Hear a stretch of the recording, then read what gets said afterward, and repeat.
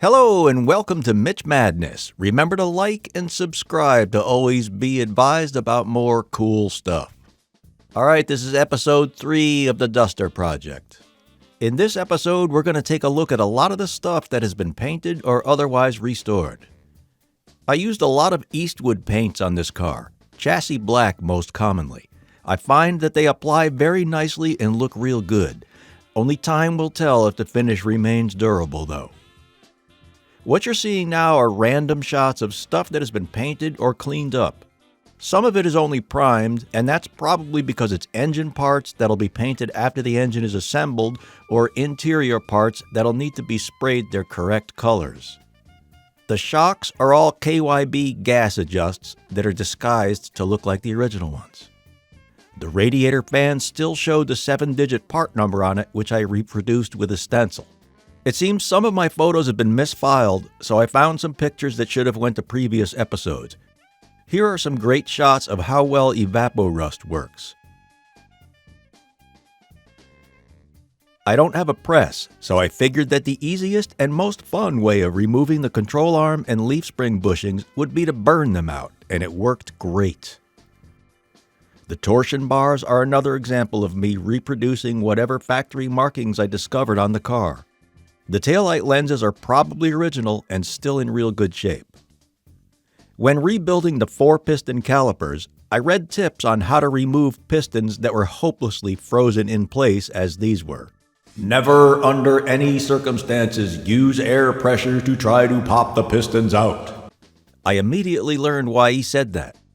With 100 psi applied to the bleeder hole, the first piston shot out of the housing like a cannon and ended up halfway across the yard. The pistons came out, though. This project has been going on for so long that in many cases I cannot remember details on some stuff. For example, I don't remember if the wiper motor works at all or not, but I rebuilt it.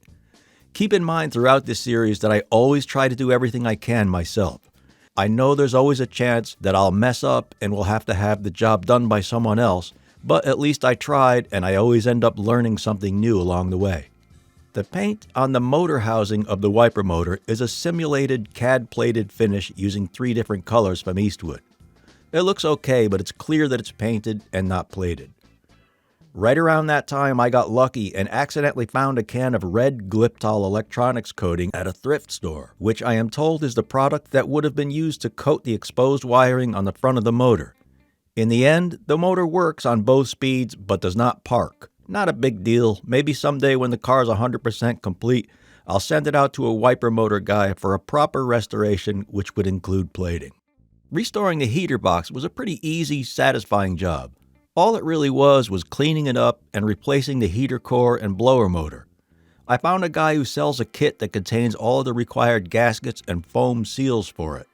The defrost tubes were sourced online somewhere. I remember my days as a Chrysler parts man selling a lot of those hoses back in the early 80s. The steering box was one of my do-it-yourself jobs that did not turn out well. It sure looked pretty, but it did not work properly, and again, I don't remember the details. So I had to go with a rebuilt unit from Steer & Gear. This was one of the first not-so-small bugs that had to be worked out of this car in the coming years, as you'll find out about. I restored the inside rear view mirror, including sending the glass out to be resilvered.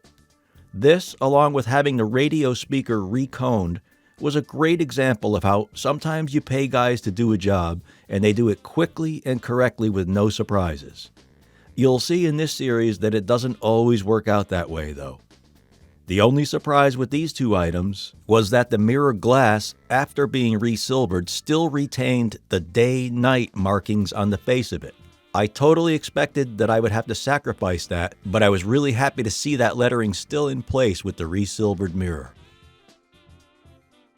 A local guy here rebuilt the rear differential and installed the 373 gears in it.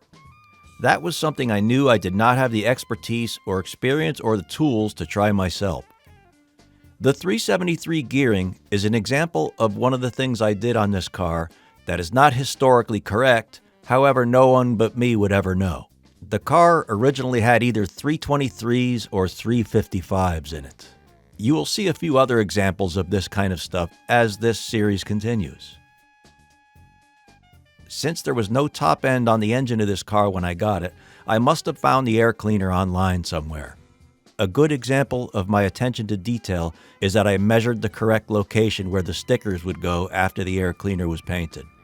I later learned that the red, white, and blue Mopar sticker was not actually correct for 1970, rather it was a 73 item, I think, so I left that out and just bought a reproduction of the yellow one. Finally for today, storage. As parts were removed from the car, I stored them under my deck. It ended up being filled up pretty good. Whenever I would get a window of time to be able to do duster stuff, I'd take a look under there and say, what should I work on next? I was able to squirrel away the finished stuff here and there for a while until my dad and I built a little shed for all the finished stuff. It was always cool to see the progress as the pile under the deck got smaller, while the duster shed, as it is still called, began to get fuller and fuller. Alright, that's it for today. Thanks for watching, and remember to like and subscribe to be advised of future episodes.